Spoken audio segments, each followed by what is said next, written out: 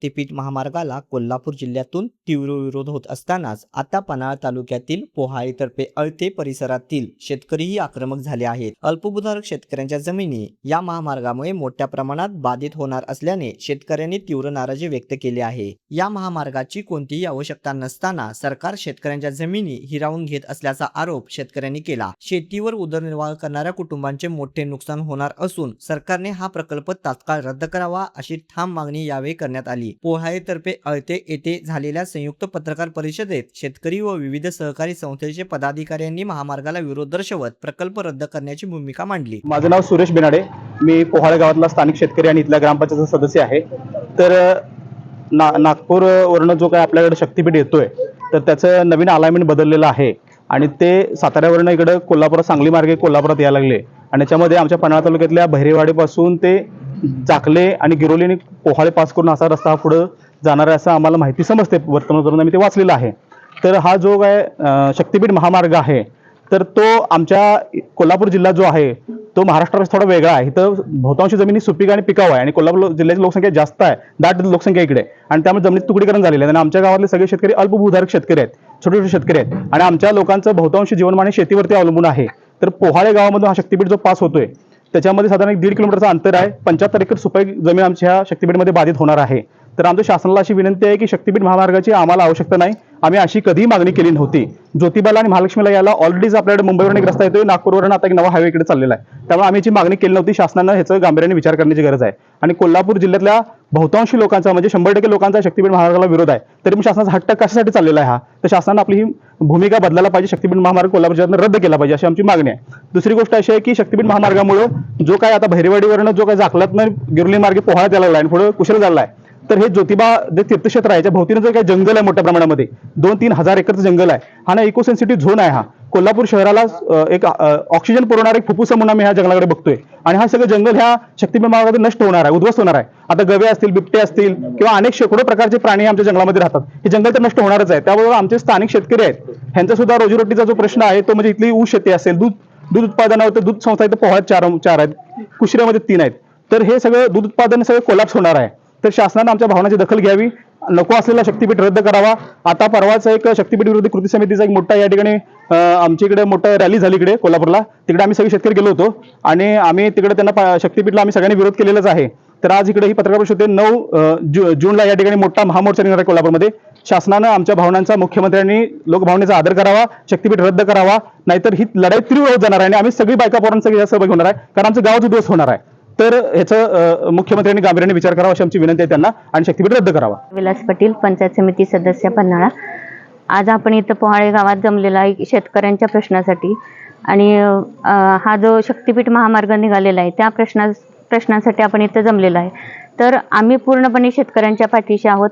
जोपर्यंत हा शक्तीपीठाविना काही शेतकऱ्यांच्यावर घाला घालून शक्तीपीठ निर्माण करणं हा हे काही चांगलं धोरण नाही आमच्या मते, आणि शेतकरी जर का शेतकऱ्यांच्यावरच घाला करून तुम्हाला करायचं असेल तर ते आम्ही त्यांच्या पूर्णपणे पाठीशी आहोत आणि हा मार्ग आम्ही होऊ देणार नाही। शक्तीपीठ महामार्गाला आपण पाहताय कोल्हापूर जिल्ह्यातून फार मोठा तीव्र विरोध होऊ चाललेला आहे आणि या शक्तीपीठ महामार्गाबाबत आपण पाहिलं तर अगोदरचं सर्वे आणि आताचा यामध्ये बदल केलेला, म्हणजे बदल करण्याचं का कारण यामध्ये घडलं आपल्याला सर्वांना माहीत आहे। आज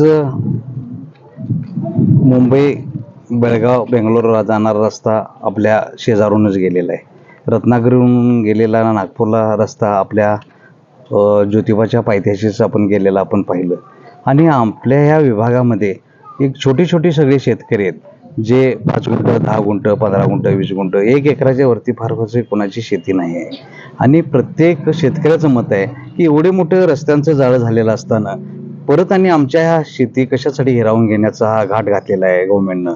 तर माझी प्रामाणिक इच्छा आहे की आम्ही आपल्या ह्या विभागातील सर्व आमचे प्रमुख कार्यकर्ते, नेते मंडळी यांनी सर्वांनीच या शक्तीपीठ महामार्गाला तीव्र विरोध केलेला आहे आणि आपल्या मुख्यमंत्री महोदयांनी आणि आमचे आदरणीय नितीनजी गडकरी साहेब असतील यांनी ह्या आपल्या सर्व शेतकऱ्यांचं मत ऐकून लोकप्रतिनिधी सुद्धा, मग त्यामध्ये चंद्रन वरके साहेब आपले या विभागाचे आमदार असतील, बंटी पाटील साहेब असतील, माजी खासदार शेट्टी साहेब असतील, म्हणजे लोकप्रतिनिधी सुद्धा म्हणतात ते कशासाठी म्हणतात तर आमच्या शेतकऱ्यांचं मत आहे ते की आम्हाला शक्तिपीठाची गरज नाही. आणि शक्तिपीठ महामार्ग ज्या रत्नागिरी आणि आपला जाणारा नागपूर हायवे त्यालाच आणि परत तो टच होतोय. म्हणजे आता आहे ते रस्ते पुरेसे आहेत आणि शक्तिपीठ महामार्गाचं अट्टहास गव्हर्नमेंटनं करू नये अशी आमच्या शेतकऱ्यांचं मत आहे. आणि त्याबाबत गांभीर्यानं गव्हर्नमेंटनं त्यामध्ये विचार करावा आणि शक्तिपीठ महामार्ग थांबवावा अशी माझी विनंती आहे. शासनानं नागपूर ते गोवा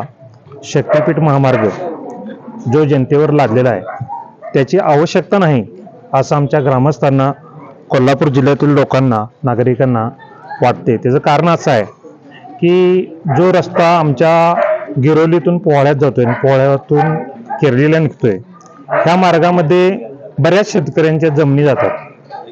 त्याचबरोबर कुशेरे, पोहाळे या दोन्ही गावच्या ज्या शेतीला पाणी पुरवठा स्कीम आहेत त्या पण यात जाणार आहेत, यांची जॅकवेल जाणार आहेत.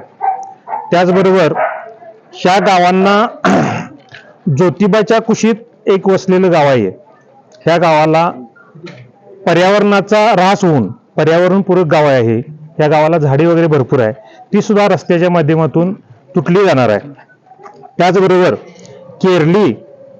केरळ त्यानंतर पुढची जी गावं आहेत वरनंगे पाडवे वगैरे ह्यांना ह्या रस्त्यामुळं पुराचा धोका जास्त प्रमाणात होणार आहे.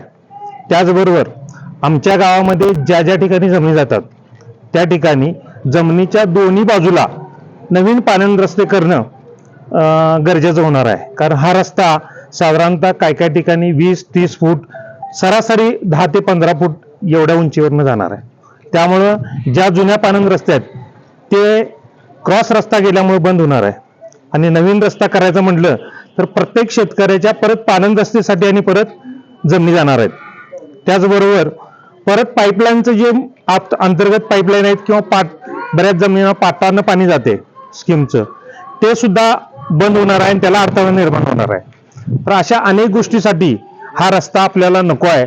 आणि ह्याला दुसरा रस्ता यांनी पूर्वी जो केला आहे रत्नागिरी नागपूर, हा रस्त्याला विचार केला तर मिरज सोडली तर पुढं एकादशी शिवाय ह्या रस्त्याला ट्रॅफिक नाही, म्हणजे गरजेचं नाही. आणि शासनाला माझी विनंती आहे की हा रस्ता शेतकऱ्यांच्यावर लादण्यापेक्षा जुना जो रस्ता आता जो काम चालू आहे त्याच रस्त्याला गोव्याचा रोड रुंदीकरण करून जोडावा अशी मी त्यांना विनंती करतो. जर समजा आमच्या विनंतीला मान नाही दिला तर आम्ही गावाच्या वतीनं, जिल्ह्याच्या वतीनं आम्ही तीव्र आंदोलन करणार आहोत. यावेळी सरपंच सुरेखा मोरे, केडीसी बँकेचे संचालक बाबासाहेब पाटील असुर्लेकर, पन्हाळा पंचायत समिती सदस्या मनीषा पाटील, दत्तात्रय साळोके, के.बी. पाटील, भिवाजी काटकर, तानाजी बोरचाटे, सर्जीराव चोगले, सुरेश बेनाडे, निवासराव ढोले, इंद्रायणी चोगले, सुनीता डबाणे, आकाश चोगले यांच्यासह परिसरातील शेतकरी व विविध सहकारी संस्थेचे पदाधिकारी उपस्थित होते.